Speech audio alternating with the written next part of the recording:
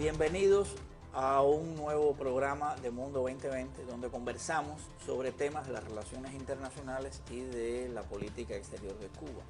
Hoy vamos a hablar de uno de los temas más importantes en América Latina, que tiene que ver con algunos de los temas que hemos visto en programas anteriores, que es con la izquierda en América Latina. Hoy vamos a hablar, por supuesto, de México, un país donde supuestamente, contraria a la tendencia que clamaban porque la izquierda estaba en un evidente retroceso y que la derecha había triunfado, de pronto triunfa en un país nada más y nada menos como México, Andrés Manuel López Obrador, con un desempeño de hasta ahora durante un año sin dudas exitoso. Y para hablar de los retos que tiene Andrés Manuel López Obrador, que tiene la izquierda en México, que tiene el partido Morena, pero también de los desafíos, tenemos con nosotros a la profesora Nidia Alfonso, profesora del Instituto Superior de Relaciones Internacionales, miembro también del Programa Nacional de Investigaciones sobre Relaciones Internacionales, experta en temas de Centroamérica, de México y del Caribe. Bienvenida, Nidia, a nuestro programa. Y quizás para empezar un poco de antecedentes, comentar la situación en la cual llega Andrés Manuel a la presidencia en aquellas elecciones donde todo el mundo pensaba que una vez más se las iban a robar, pero no, esta vez no pasó eso, ¿no? Bienvenida. Bueno, gracias por la invitación y creo que sí, que tendríamos que empezar por el contexto, claro, en definitiva, en el cual llega López Obrador. Y tendríamos que hablar de ese contexto porque necesariamente hay un escenario neoliberal que es en el que él está tratando de establecer lo que él conoce o lo que él denomina como la Cuarta Transformación o la Cuarta República.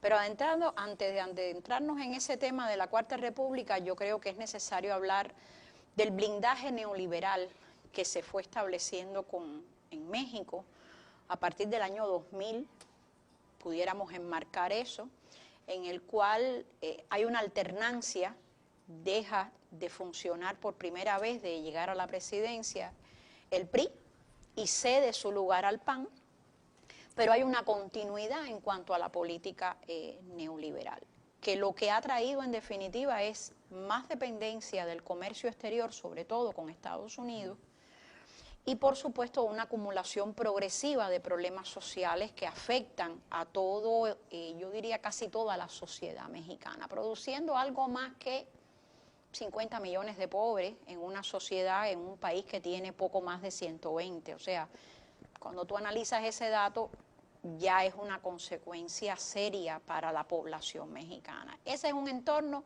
con el cual López Obrador ha tenido que hacer su campaña política. Está claro.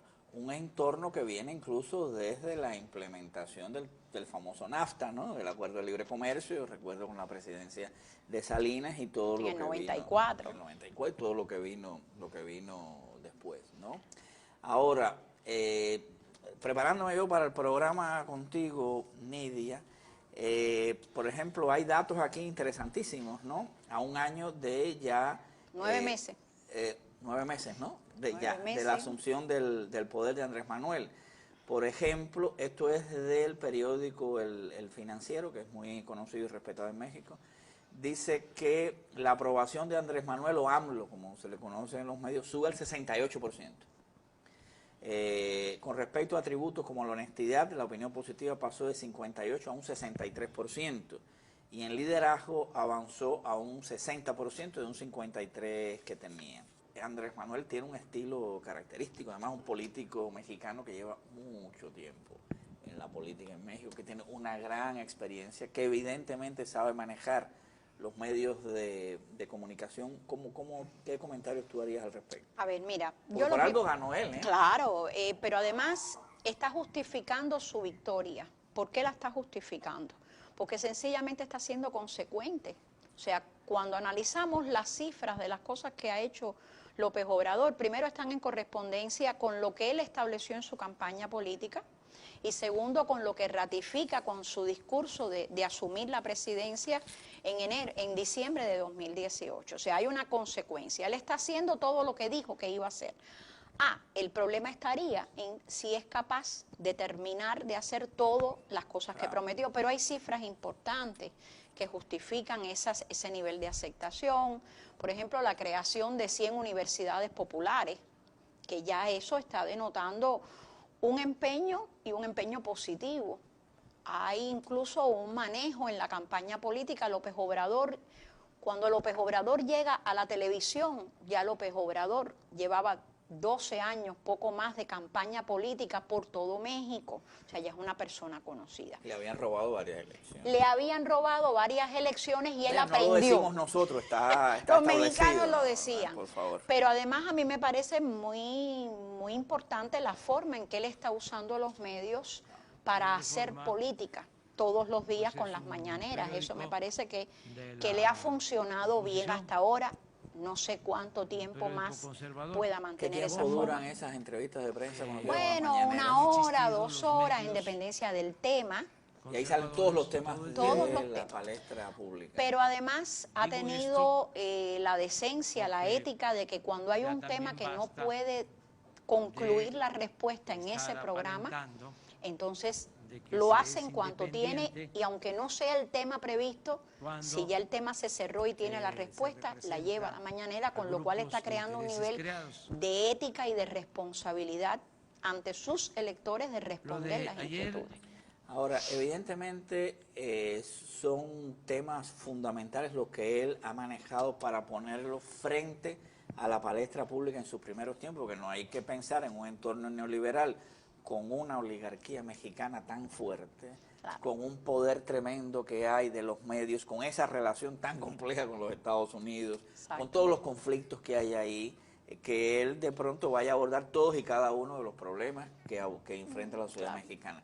Pero digamos, ¿cuáles son los temas que en la llamada cuarta transformación, como él plantea, estarían hoy, o reformas iniciales que estaría planteando Andrés Manuel y Morena, ¿no? Porque hay que decir que él tiene también el dominio del Congreso, es decir, el partido. Yo te pondría 2 temas que a mi juicio abarcan muchos más. Uno, privilegiar a los olvidados de siempre, o sea, privilegiar a los desposeídos, a esos 50 y tantos millones de pobres. Yo creo que él puso su mira y su compromiso, y si analizamos la mayor cantidad de las medidas que ha adoptado, las ha hecho favoreciendo tanto a indígenas como a pobres. Y el otro es el tema de la corrupción, en el cual él está buscando una transparencia, está predicando con el ejemplo, se ha deshecho de una serie de gastos públicos que a su juicio eran innecesarios, y la vida ha demostrado que sí, que eran innecesarios. Salió de Los Pinos, ¿no?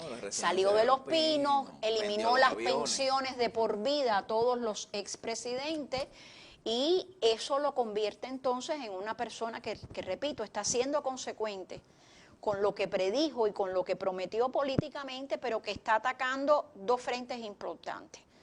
Los desposeídos, que son una amplia mayoría en México, y por otra parte el tema de la corrupción, que incluso hizo que las elecciones se pusieran en peligro y los propios mexicanos dijeran que habían sido robadas las elecciones por 2 veces.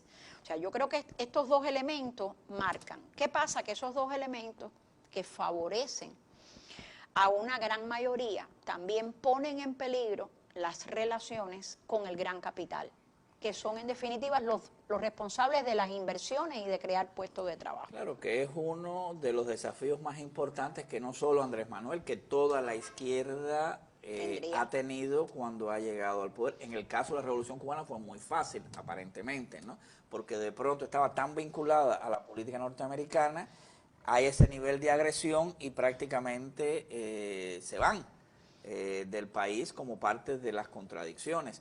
En el caso venezolano ha sido más complicado, en el caso nicaragüense, en el caso mexicano ya están asomando algunos conflictos. Recuérdate el proyecto del aeropuerto de Texcoco, que lo paró, y ahí había miles de millones. Porque aquí quiero que a lo mejor no todos entendemos las dimensiones de México, ¿no? Estamos hablando de miles de millones de dólares, ¿no? Lo que había en esos proyectos, ¿no? Estamos hablando de concesiones millonarias de todos esos negocios, por lo tanto, por eso digo que el reto tendría que venir por el otro lado. ¿Quiénes crean las fuentes de empleo para que esos desposeídos y esos desempleados trabajen?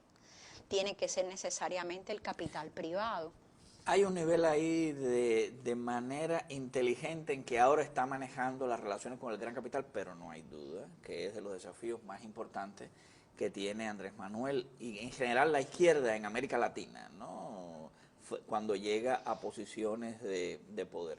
Por ejemplo, ¿cómo ha estado manejando él el tema de la seguridad pública, que es uno de los grandes temas? Todos los que hemos estado en México sabemos de lo que estamos hablando, ¿no? A ver, por una parte, él mismo ha hecho una renuncia de su seguridad personal, lo cual en un país como México y tomando las posiciones políticas que él está adoptando, puede ser un arma de doble filo en contra de su seguridad, de su integridad física. Ese puede ser un problema. Por el otro lado, él está involucrando a los cuerpos armados a funcionar en pos de la población, no como órganos represivos, sino como fiscalizadores a veces o como custodios de determinadas obras y cosas públicas que él está haciendo. Y eso a mí me parece un elemento diferente en el manejo de la seguridad. No obstante, cuidado, tema frontera, ha tenido que desplegar, se ha comprometido con Estados Unidos y ha tenido que desplegar efectivos en la frontera. Si quiere, profesora, vamos a abordar el tema tan espinoso de la relación, no con cualquier Estados Unidos, sino con un Estados Unidos dirigido por el indeseable Donald Trump, que ha hecho de la política hacia México un chivo expiatorio de su política doméstica. Pero eso, si le parece, vamos a verlo en el segundo momento de nuestro programa. El Estado tiene que promover el desarrollo. Ese principio no se aplicaba durante el periodo neoliberal. Se pensaba que todo lo resolvía el mercado, que el Estado no tenía por qué promover el desarrollo. Claro que todo esto era muy hipócrita, porque se usaba el Estado, como sucedió, para rescatar a los bancos, lo que fue el FOBAPROA. Ahí sí les gustaba que interviniera el Estado. Entonces ya eso se hace a un lado y el Estado tiene que promover el desarrollo, conducir el desarrollo. Y lo otro es que no debemos centrarnos solo en la búsqueda del crecimiento, sino en procurar que haya crecimiento con bienestar, progreso con justicia, porque progreso sin justicia es retroceso.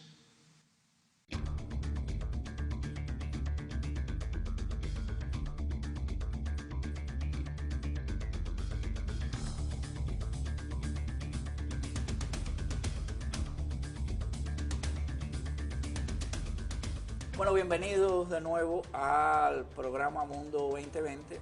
Estamos conversando con la profesora Nidia Alfonso sobre los temas de las complejidades del proceso de la cuarta transformación en México que está encabezando el presidente Andrés Manuel López Obrador. Estábamos abordando el tema de las relaciones de México con Estados Unidos, sumamente complejas, con muchos desafíos, específicamente ahora por aquel que sabemos, a ver si lo digo, ¿cómo es? El innombrable. El innombrable, como Voldemort, ¿no? A los que siguen Harry Potter, o el impresentable. Y Andrés Manuel, sobre todo con el nivel de dependencia que tiene la economía mexicana de los Estados Unidos. ¿Algún comentario sobre eso? Bueno, mira, López Obrador hereda esa relación con Estados Unidos. Él no puede ni tiene posibilidades de cambiarla, ni el país está preparado para dejar esa relación tan interdependiente con Estados Unidos. 70% del comercio exterior es con Estados Unidos. No, más del 75%, ya está por ahí. Entonces, realmente queda por ahí. El tema está cómo manejar esa relación, porque no cabe duda que Donald Trump desde su campaña fue siempre muy agresivo contra México. De hecho, en su campaña fue capaz de desestabilizar el peso mexicano. desplomar la moneda mexicana, nada más que amenazando con el tema del muro.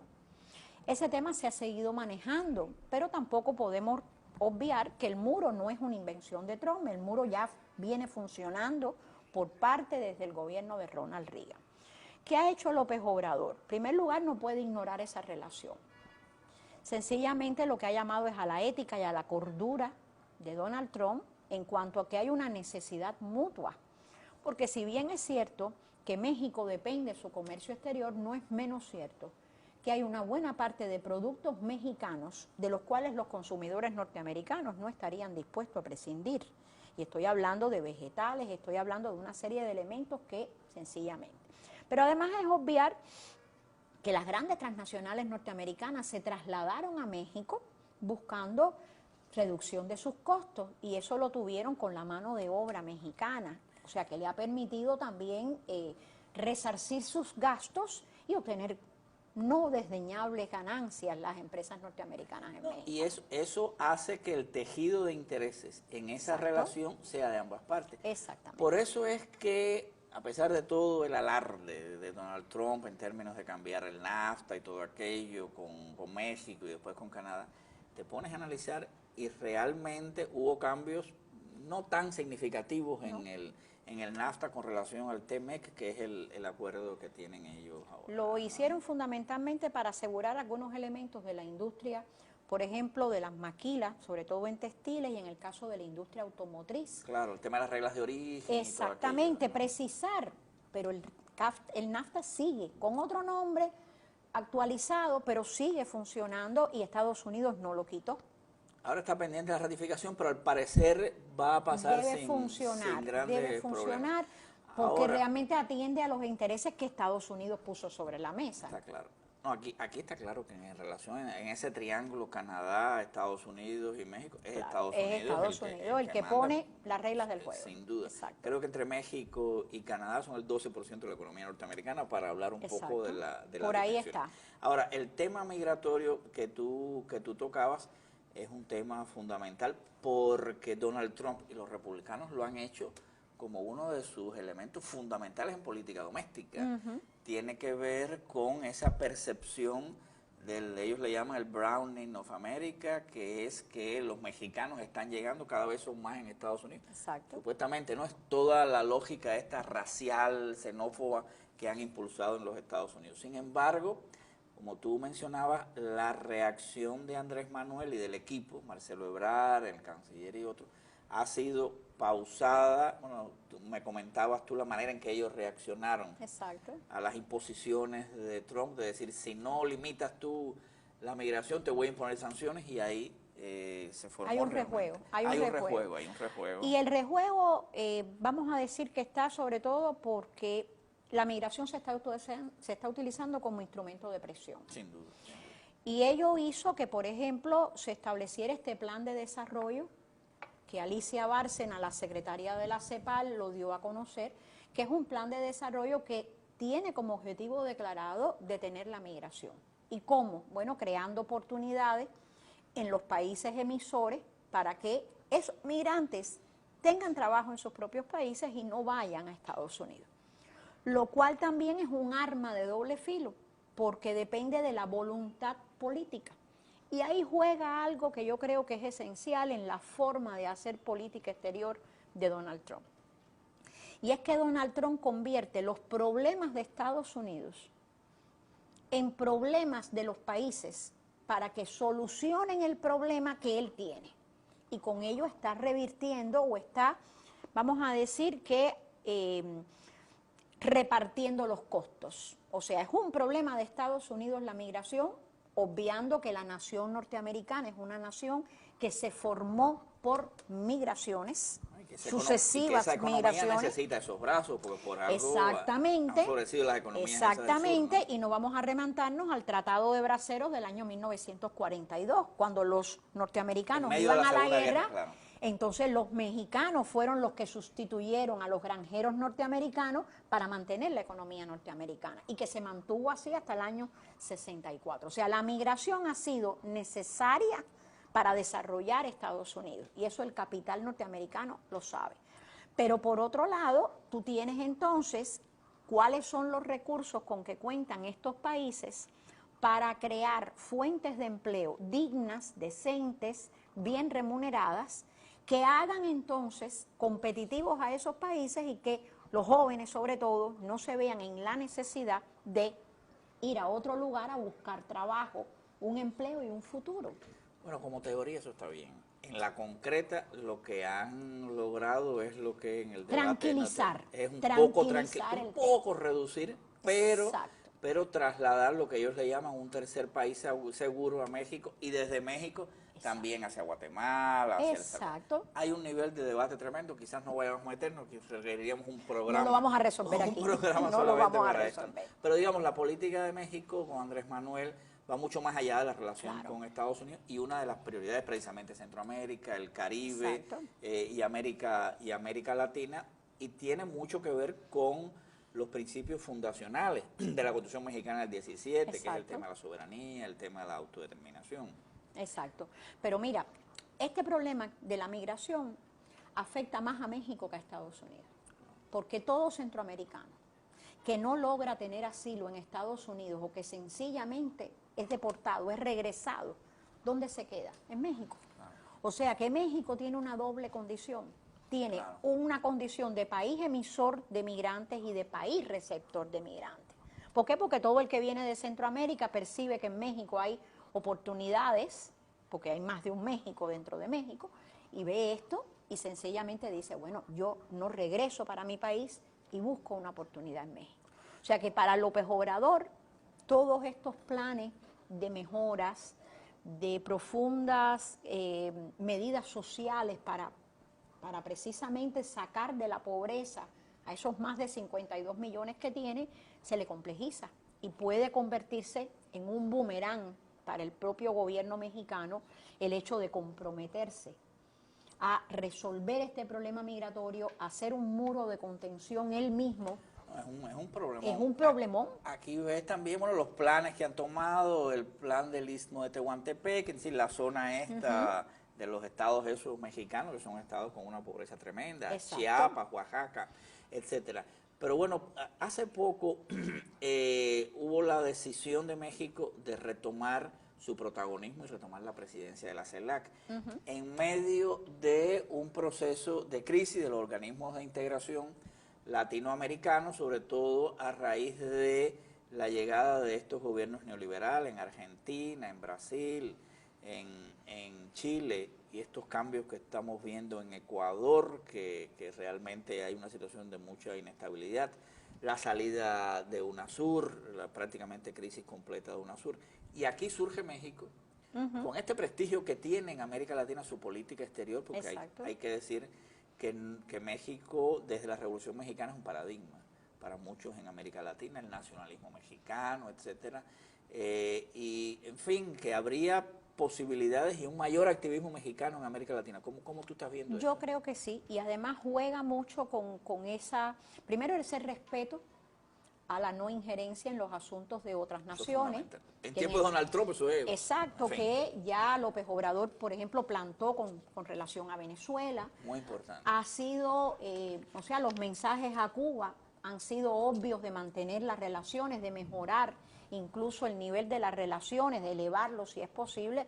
Por tanto, yo creo que la presidencia de la CELAC va a ratificar de alguna forma esa intencionalidad de retomar la política exterior tradicional mexicana, que ha sido, sí, Estados Unidos es mi principal socio, pero yo decido en materia de política exterior. Y eso ha sido algo que se vio permeado o que se desapareció casi en los últimos 4 gobiernos, por decirlo de algún modo.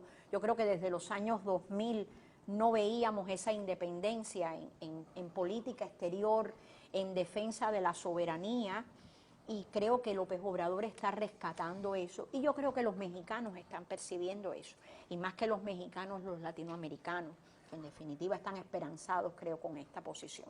Bueno, Nidia, muchas gracias. Evidentemente estamos en los inicios del gobierno de Andrés Manuel López Obrador, de la llegada a la izquierda con el partido Morena, porque hay que decir que no es solo López Obrador, es todo un movimiento que hay detrás. Tiene muchos desafíos que ha afrontado la izquierda en nuestra región, tiene los desafíos al interior de su partido, tiene los desafíos con los medios de comunicación, que quizás en otro programa tenemos que ahondar en eso, los desafíos con el gran capital mexicano, los desafíos con los Estados Unidos, pero es casi que los destinos, ¿no?, manifiestos de la izquierda en América Latina, que tiene todo, pero también tiene estos desafíos, pero también tiene oportunidades.